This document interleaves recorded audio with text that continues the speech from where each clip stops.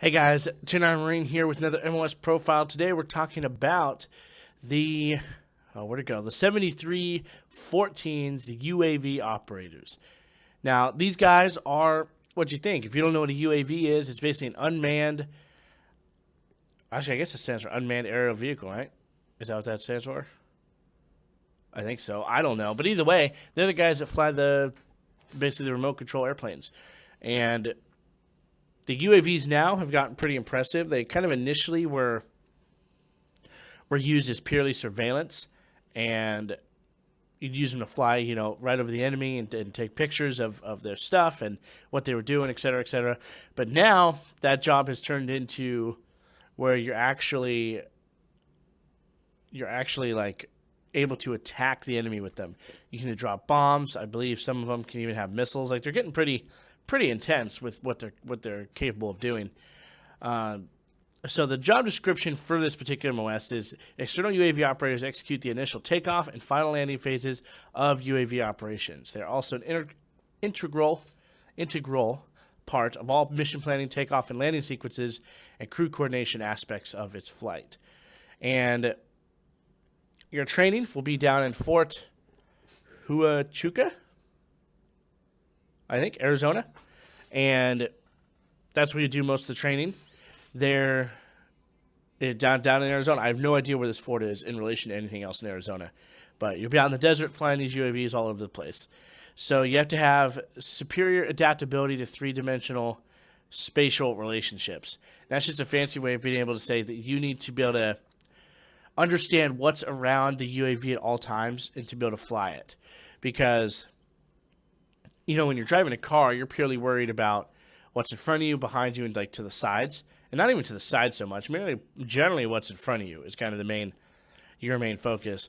But as someone who's going to be flying something, you need to be able to recognize that a danger and a threat to your aircraft comes from all directions, right? So, you have to understand that a tree, you may be flying over the trees, but the tree may be a little bit taller, and you have to recognize where your UAV's at in relation to that tree, because you don't want to just run into it, basically. And so I'm sure they'll test you on that. I'm sure they'll run you through drills and things to make sure you kind of have a good feel for that. But you need to be able to know what's around you at all times, I guess, is probably the best way to put it. I couldn't find out how long the school is. I can't imagine it's overly long. My guess would be a month and a half, 2 months. But it's kind of a cool job. There really is no civilian equivalent. I can't talk today. To this job. Perhaps the police are kind of getting use these more and more, but outside that, I don't really know. And police, I think, would probably use more drones than full-on UAVs. But the general principle is the same, I suppose. But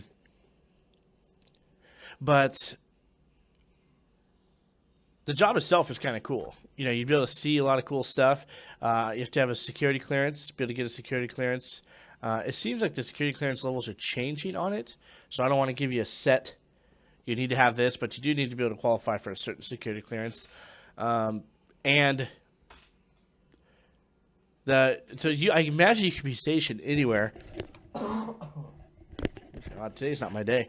And because my thought process is that they would have these guys pretty much anywhere. Because I don't really see that they're only stationed in a particular spot, right? Like around the military, around the Marine Corps, rather. But let me see. Let's see. Here we go. Looking through this.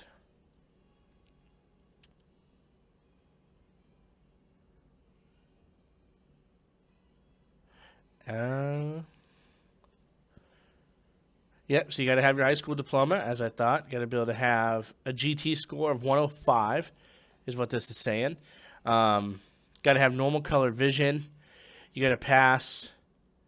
I guess you have to pass the Navy's Class 3 flight physical standards, which can't be very tough because you're not actually up in the air, right? But you still have to pass their flight physical. And you got to be able to get a secret security clearance. Yep. Yep. So it's an Army base, which is, you can tell by fort. It's 21-week class. Okay, my bad. It's 21 weeks. So it's more than a month and a half. So that's what? 4, 8, 12, 16, 20. So it's 4 months and some change. So that's kind of cool. So there you go. And then from there, you'll get stationed wherever they need these guys at.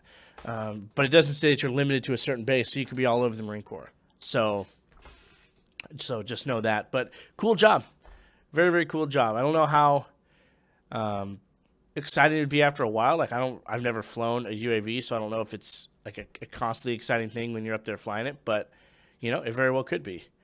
But if any of you guys do this, if any Marines are watching this and this is their job or they did this before, let me know and hit me up so I can be a little more up to date on this, because I don't really know a ton about this job outside you get paid to fly around remote control airplanes, basically.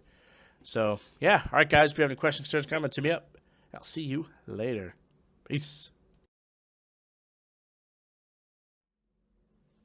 Hey guys, thank you for watching. I really appreciate it. All the links that you need to get in contact with me are down below. Facebook being the best one to contact me. I'm on my phone all the time, so it's just easiest for me to be able to get back to you with your variety of questions that you guys have.